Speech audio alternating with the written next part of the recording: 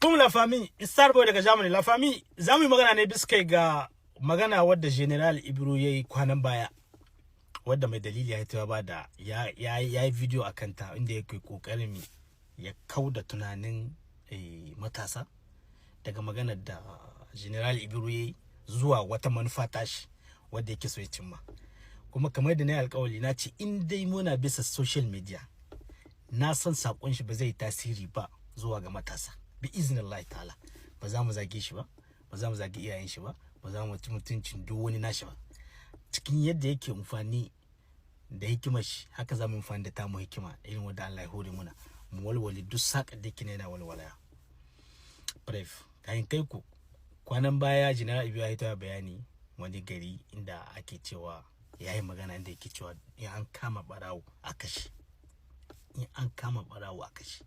Bai faɗi kala barawo ba, bai faɗi kala wane ne ba, bai hidda wata manufa cewa barayin ga kalarsa ba. Amma da me ake cewa mai dalili yake so ya sake wa magana wani abu daban dan mi yan ƙasa su maido hankalin wajen General Ibro su gwada cewa maganar da yake ga da wanda yake. Ku saurari mai dalili ku ji abin da zai ce. Tsaro FDS wanda ke da koyi makamin ƙasa cikin hannun shi da duke 'yan ƙasa da harajinsu da komi da komi aka sai makaman nan ya ɗoka ya rike wai don ya ba kan shi kariya yana yi ma 'yan ƙasa barazana yana sata duke al'umma ana ji ana gani yana ganin shi makamai ke da koyi cikin hannun shi kamar ya hai ƙarfin kowa babu wanda ya lankwasa shi wai kuma ka zo cikin garuruwa kana ce ma mutane wai in suka kama mutane ko 'yan ta'adda ko barayi ko wani abu su kashe su saboda Allah jama'a wanga abu menene yanzu a ce a'a an fara hukumta mutane da sufufinsu ko an ganka da wani rauni ko da kala kwatarka ko da wani abu a ce wanga abu ana yin shi cikin Nijar kuma a ce lahiya launi babu wanda ya ta kun ji inda manufar shi ta yi. Eske da Ibro ya yi magana da duk wanda ya kalli bidiyon Ibro inda ya ce an kama barawo kashi. Eske akwai inda Ibro ya magana rawani ko kala fata mutum? Babu. Amma da yake yana da wata manufa wanda yake sai sa mutane cikin tashin hankali, ya sa mutane cikin rudani, yake kokarin ya ce an kama barawo. Eske an ce barawo ana akwai kalar barawo? Babu kalar barawo. Eske barawo yana da kala? Eske barawo yana da kala? Yanzu da yayi magana barawo ba magana ce yake ta barawo ba, sai yake cewa ta kala.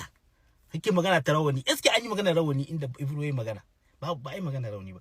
To irin wanga abubuwa su ne annan suna muna suna tasiri cikin kasashen mu, suna tasiri musamman ga matasan mu, musamman cikin mi ina cewa kabila da kabila. Ga irin mutanen da ga hasa da irin wannan maganganuka. Akwai barawo cikin kowace kabila, akwai mutumin kwada cikin kowace kabila, akwai mutumin banza cikin kowace kabila, akwai. Dan me yasa bai dauki yayi wata magana ba akan wata kala? Sai yake kokarin ya hiddo ainihin abin da shi a cikin zuciyar shi ya gai. Saboda ya san da an yi magana ya sai da za a yi ya hada police da mu rikici ya tashi. Ai ta an ce ga manufofin shi. Saboda haka la famille abin muke son muke amfani da shi a nan. Muna magana ne akan mu zaman laya ya haye mu na komi. Kuma fahimtar matasan mu shine yau garkuwar Niger. Fahimtar mutanen Niger shine garkuwar Niger. Duka in kasa ba fahimta to a kullum ana cikin rudani, kullum ana cikin hayya. To ga irin mutanen da ke kokarin su haddasa an ce cikin Niger. Saboda haka nan wannan video yana da matukar muhimmanci wajen walwale irin sako musamman nashi na ire-iren su.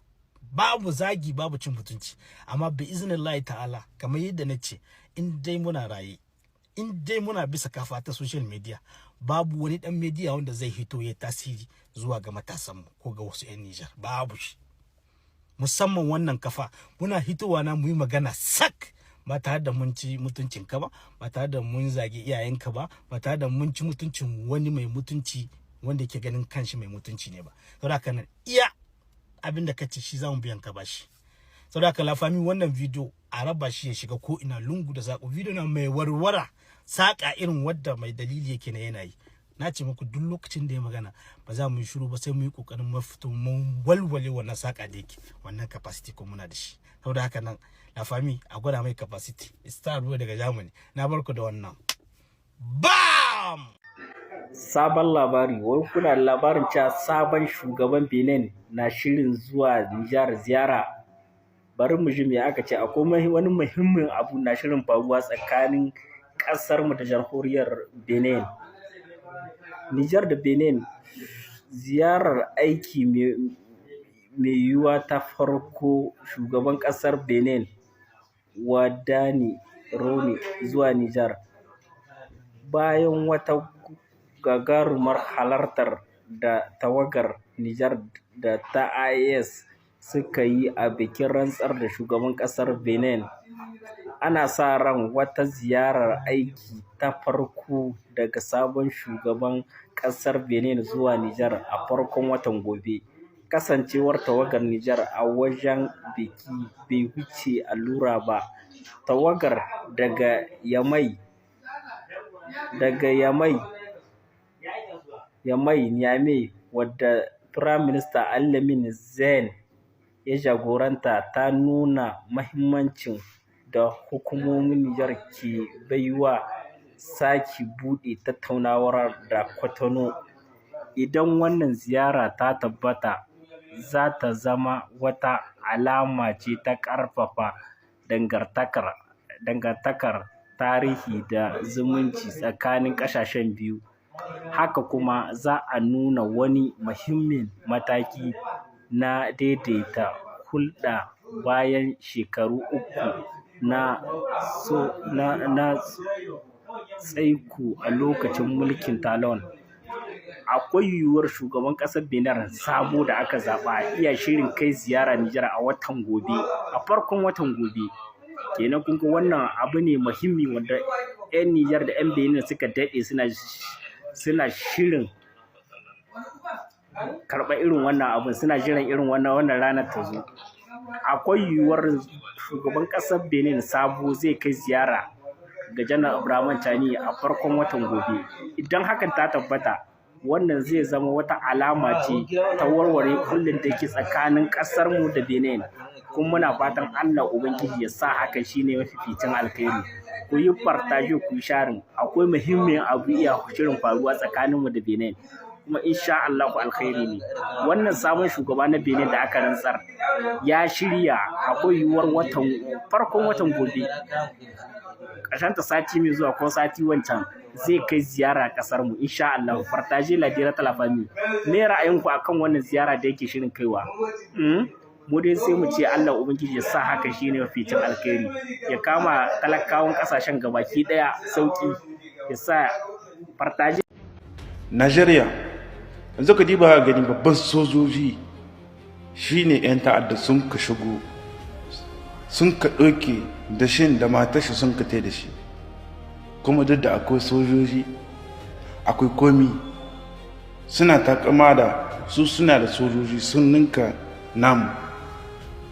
Ina ba akwai sojojin Faransa ciki ba, ga sojojin Amerika ko kwanaki sun ka sojojin Amerika, to me yasa ba su takama da sojojin Amerikan ba? Me yasa ba su ja sojojin Amerika sun ka amso shi ba? Dan Najeriya na wanda ya hito kwanaki yana ca an ɗauki sojoji, to shi ga sana manyan sojoji na 'yan ta'adda ke ɗaukiya. Suna da bakin da za su buɗa, saboda wancan falkwana ban masu yana dibi shi. Ba su da bakin da za su buɗa. Kai inda aka ɗauke manyan sojoji to ƙaƙara 'yan ƙananan sai dai balle kai. Wala wannan balle turji in ba ku yi hankali na rance da Allah kaf sai ya ƙare ku gaba ɗaya. In ba ku hankali ko in dai ba ku gyara ba ku saita da kanku ba ku tsaya kun ka daidaita kanunku ba ku tsaya kun ka kifar da wannan azzalumar gwamnati taku ba, na rance da Allah sai ta kai inda sun ƙare ku gaba ɗaya. Ku ci gaba da share lafami. Babban magana jama'a, Najeriya wani babban soji an ka kama da shi da mata ta 'yan ta'adda sun ka kama sun kai garkuwa da su. Inna lillahi wa inna ilaihi raji'un. Ko ba komi dai 'yan uwanmu ne ko musulmai. To Allah Ubangiji ya kubutar da su, kuma Allah Ubangiji ya ba ku mafita a matsayinku na 'yan uwanmu musulmai 'yan Najeriya.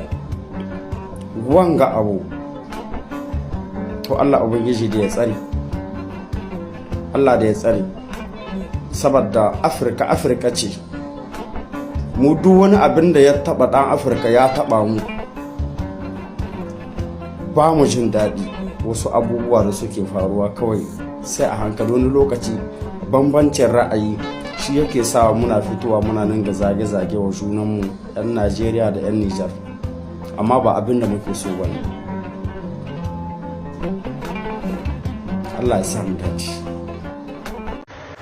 To 'yan Nijar, kun ji dai abin da ya faru a Benin, ko abin da sun ka shirya an kai kamar ya faru a Benin don a jan hankalin wani tsari na wani system na wani yaudara ta aka so aima kasashen IS wala kama a iza wannan shugaba da wanda sun kai na Benin, sabon shugaban kasar nan shi ce ya yi na'am da kungiya IS su zo su cuce mu. To ai taka tsantsan, wannan duka sharhuliyata, wannan duka ba gaskiya na ba. Wai wani rahoto wai an kai ma wai Benin hari, to su da suke tare da turawa wa da kai musu hari ba mai kai musu hari. Iskanci na rena mutane na, wai ana son wai aima wai IS wani wayo na. Wannan duka mu ba ta zuwa da shugabanninmu na IS sun sa aikin da suka yi. Ai partage dan uwa, ai lakin insha Allah, partage la direct. Niger, vive les AS, vive Abdurrahman Chani, vive Ibrahim Traoré, vive Hassim Goïta, insha Allah. Allah ya kare mu su.